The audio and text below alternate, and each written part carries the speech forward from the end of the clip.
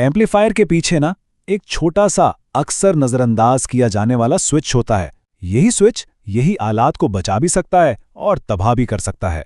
तो चलें आज इसी के राज से पर्दा उठाते हैं और ये समझते हैं कि प्रोफेशनल साउंड आखिर बनता कैसे है।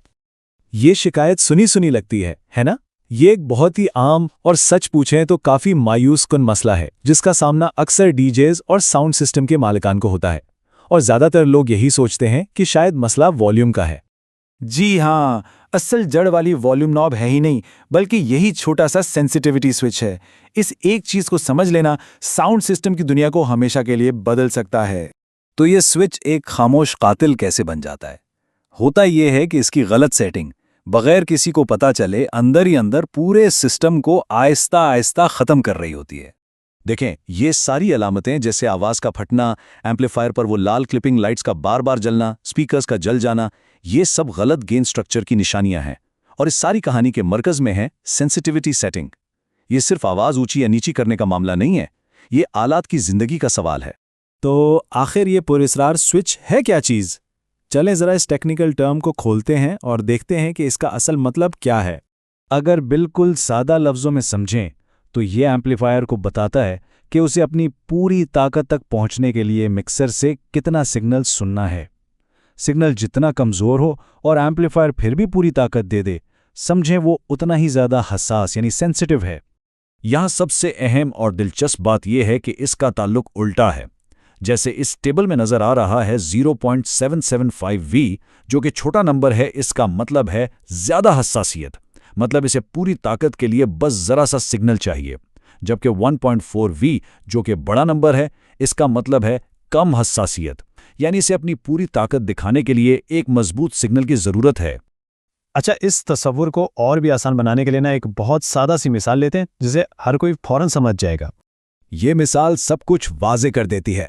0.775V की सेटिंग बिल्कुल एक रेसिंग कार की तरह है। हल्का सा पांव रखा और गाड़ी फुल स्पीड, इसे कंट्रोल करना बहुत मुश्किल है। दूसरी तरफ 1.4V की सेटिंग एक फैमिली कार जैसी है, बिल्कुल हमवार, काबिल एतबार और ड्राइवर को रफ्तार पर मुकम्मल कंट्रोल देती है। और इसी मिसाल से जुड़ा है हेडरूम का तस्वर। 0.775V की सेटिंग में बिल्कुल गुंजाइश नहीं होती।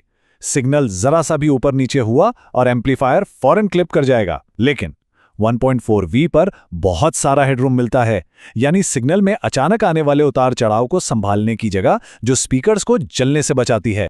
चलें, थ्योरी तो हमने समझ ली, लेकिन अब आते हैं असल सवाल पर। अपने सिस्टम के लिए कौन सी सेटिंग मुंतखब करनी चाहिए? आइए देखते हैं।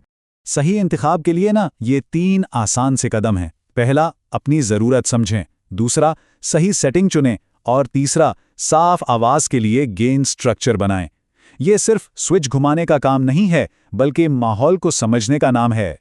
तो सबसे अहम नुक्ता ये है, अगर प्रोफेशनल लाइव साउंड की बात हो रही है तो 1.4V ही डिफ़ॉल्ट इंतखाब होना चाहिए। ये सबसे ज़्यादा कंट्रोल और सबसे ज़्यादा हेडरूम देता है, जो कीमती आलात को जलने से बचाता है। और ये हमें इस पूरी गुफ्तगू के सबसे अहम सबक की तरफ लाता है। हतमी मकसद सिर्फ शोर मचाना नहीं है, बल्कि प्रोफेशनल मेयार की ऑडियो तैयार करना है। ये तो बिल्कुल मुख्तलिफ सोच का खुलासा है। क्या मकसद सिर्फ शोर मचाना है या एक साफ और ताकतवर तजर्बा तख्लीक करना है? सेंसिटिविटी स्विच का इंतखाब सीधा इस नतीजे का तयन करेगा। इस बात को हमेशा याद रखना चाहिए। एक प्रोफेशनल साउंड ऑपरेटर जानता है कि असली ताकत सिर्फ वॉल्यूम में नहीं, बल्कि आवाज़ की सफाई और कंट्रोल में है। ये स्विच वही कंट्रोल हासिल करने में मदद करता है।